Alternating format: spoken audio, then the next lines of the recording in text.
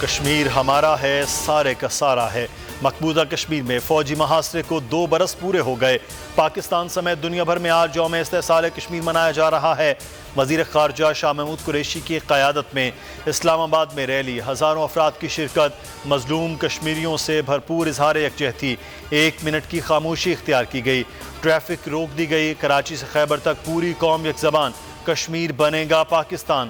چھوٹے بڑے شہروں میں بھی مظاہرے اور جلوس۔ مظفر آباد میں آزادی چوک میں کشمیریوں کا دھرنا، آزادی کے حق اور بھارت مخالف نعرے۔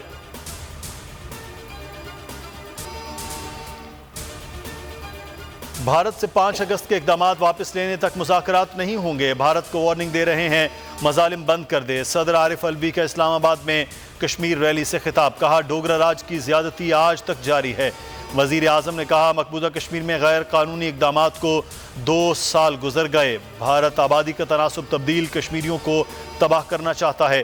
آرمی چیف نے پیغام میں کہا مقبوضہ کشمیر میں بدترین غیر انسانی جبر جاری ہے، تنازع کشمیر کا حل اقوام متحدہ کی قراردادوں کے مطابق ہونا چاہیے، صورتحال علاقائی سلامتی کے لیے خطرہ ہے۔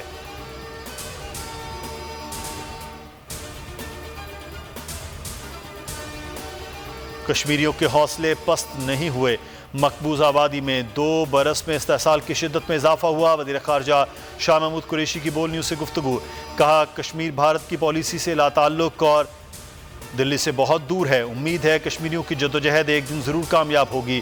شیخ رشید نے کہا بھارتی اقدامات کی واپسی تک بات چیت نہیں ہو سکتی، نریندر مودی ہٹلر کا ٹولہ ہے۔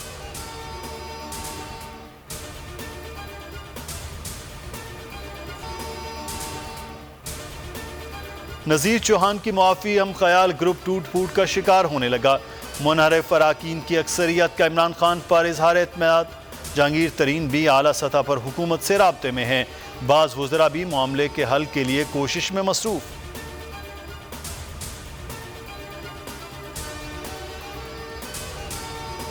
وزیر اعظم مہنگائی پر قابو پانے کے بجائے سندھ پر قابو پانے کے لیے اجلاس بلاتے ہیں، ملک میں سیاسی انتقام کا سلسلہ جاری ہے، سندھ حکومت نے پھر وفاق کے خلاف آستینیں چڑھا لی، مرتضی وہاب بولے وزیر اعظم نے سندھ کے ساتھ جو وعدہ کیا پورا نہیں کیا، وزراء اپوزیشن پر بے بنیاد الزامات لگاتے ہیں، سندھ حکومت پر تنقید کی گئی، مذاق اڑایا گیا، عوام کو ڈیلٹا سے بچانے کے لیے کوشاں ہیں۔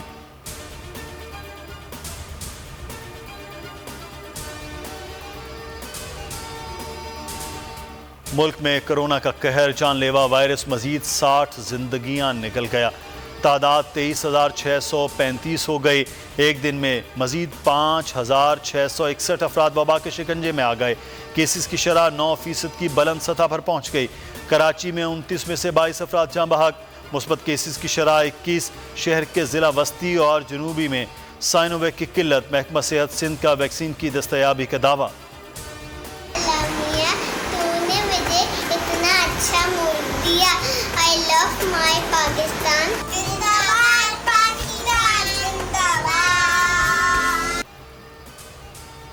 اور ملک بھر میں آزادی کا جشن شایان شان طریقے سے منانے کی تیاریاں، اہل وطن اس سال بھی منائیں گے بھرپور آزادی کا جشن، بول کے سنگ لگائیں نعرہ زندہ باد پاکستان کا، اور سکرین پر دیے گئے نمبر پر ہمیں اپنا ویڈیو پیغام بھی بھیجیں اور بول کے سنگ آزادی کے اس جشن میں ہمارے ساتھ شامل ہو جائیں۔